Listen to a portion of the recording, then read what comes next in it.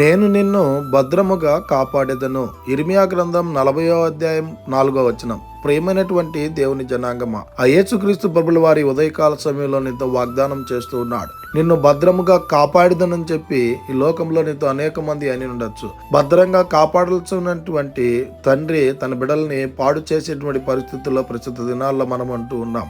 అయితే ఈ లోకంలో ఉన్నటువంటి మానవులు మనల్ని భద్రపరచకపోయినా ఆ నిజమైనటువంటి యేసుక్రీస్తు ప్రభుల వారి యందు నువ్వు విశ్వాసం ఉంచినట్లయితే, ఆయన యందు నువ్వు నమ్మకం ఉంచినట్లయితే, ఆయన నీ ప్రతి కష్టంలో, నీ ప్రతి బాధలో, నీ ప్రతి శ్రమలో, నీ ప్రతి వేదనలో, నీ ప్రతి బాధలో ఆ యేసుక్రీస్తు ప్రభుల వారు నిన్ను వాటిలో నుంచి అధిగమించేటువంటి శక్తిని, బలాన్ని అనుగ్రహించి నిన్ను భద్రపరిచేటువంటి దేవుడిగా ఉన్నాడు. కనుక ఇక నుంచైనా ఆ యేసుక్రీస్తు ప్రభుల వారి యందు మనం విశ్వాసము, నమ్మకం కలిగి ఆయనే నిజమైనటువంటి దేవుడు అని తెలుసుకొని రక్షణ పొందాలని కోరుకుంటూ ఈ దిన వాక్యం ద్వారా దేవుడు బలపరచును గాక.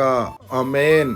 ప్రార్థన. మమ్మల్ని మిక్కిలిగా ప్రేమిస్తున్న ప్రియ పరలోకముందున్న మా తండ్రి, మీకే కోట్లాది ఉందాలు స్తుతి స్తోత్రాలు ప్రభా. మా మరణ దినం నుంచి మరొక నూతనమైనటువంటి దినాన్ని ఆయుష్గా మాకు అనుగ్రహించినటువంటి దేవా, మీకే కోట్లాది ఉందాలు స్తుతి స్తోత్రాలు. ఈ దినాన్ని చూడలేనటువంటి పరిస్థితులు అనేక మంది అనేక రకాలైనటువంటి మరణాల ద్వారా మరణిస్తున్నప్పటికీ మా కొరకు మరొక ప్రత్యేకమైన దినాన్ని ఆయుష్గా మాకు అనుగ్రహించినందుకు వందనాలు ప్రభా. ఈ దినాన్న మమ్మల్ని భద్రపరుస్తానని చెప్పి మీ లేఖనాలు సెలవిచ్చిందిగా తండ్రి. ఎవరు ఏ బాధల్లో, ఏ శ్రమల్లో, ఏ కష్టాల్లో, ఎలాంటి ఇబ్బందులు ఉన్నారు వారందరినీ అట్టి స్థితి నుంచి విడిపించి వారిని భద్రపరచమని ప్రార్థన చేస్తూ ఉన్నాం. ఎవరైతే ప్రయాణాలు చేస్తూ ఉన్నారో, పనులు చేస్తూ ఉన్నారో, ఎవరైతే వ్యాపారాలు చేస్తూ ఉన్నారో వాళ్ళ ప్రయాణాల్లో, పనుల్లో, వాళ్ళ వ్యాపారాల్లో మీరే తోడై ఉండి ప్రతి బిడ్డను నడిపించమని యేసుక్రీస్తు పరిశుద్ధ నామమున అడిగి మరి ప్రార్థిస్తూ ఉన్నాము తండ్రి.